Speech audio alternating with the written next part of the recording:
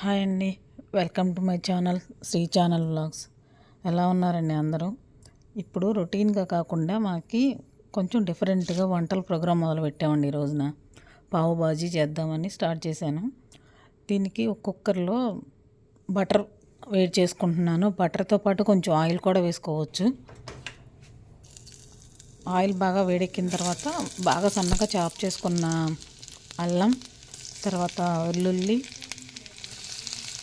బాగా సన్నగా చాప్ చేసుకోవాలి. అవి వేసుకోవాలి.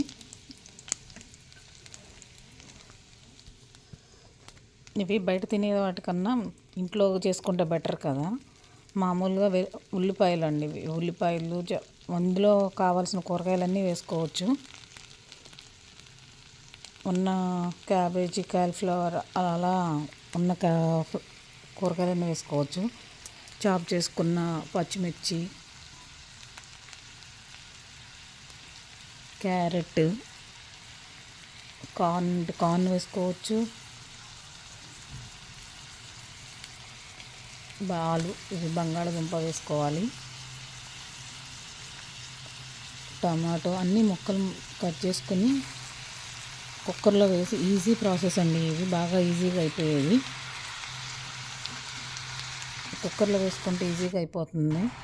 గ్రీన్ పీస్ ఉంటాయి కదా, ఆ గ్రీన్ పీస్ కూడాను మనకి ఇంట్లో ఎన్ని కూరగాయలు ఉంటే అన్నీ వేసుకోవచ్చండి.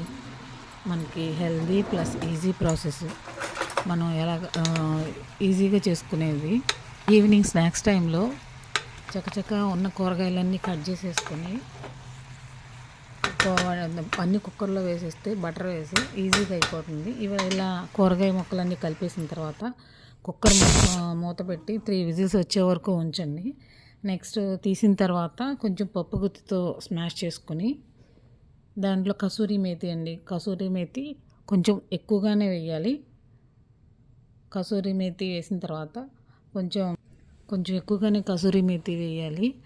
దీనిలో కొంచెం బటర్ ఎక్కువ పడుతుందండి. అది ఎప్పుడన్నా తినేదే కాబట్టి కొంచెం ఎప్పుడన్నా ఒకరోజు ఎక్కువ తిన్నా పర్లేదు, అందుకని కొంచెం మళ్ళీ వేసుకోండి బటరు, ఎవరి ఇష్టాన్ని బట్టి వాళ్ళు.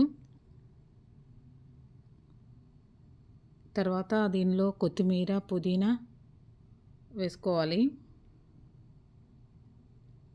ఆ బటర్ కరిగి దానిలో ఇది పైన తేలుతూ ఉంటే బాగుంటుంది.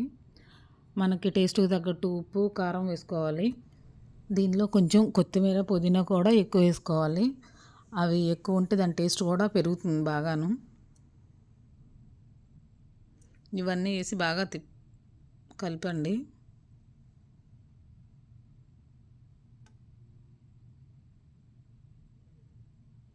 ఇది పావు బాజీ మసాలా, ఇది మామూలు బయట మార్కెట్లో దొరికేది వేస్తున్నాను.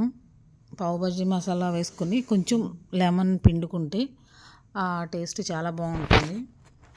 పావు ఉంటుంది కదండి, దాన్ని మధ్యలో కట్ చేసుకుని పెనం మీద నెయ్యి రాసుకుని కానీ బటర్ కానీ రాసుకుని అది కొంచెం ఫ్రై చేసి దీన్ని పెట్టుకొని తింటే ఆ టేస్ట్ వేరే.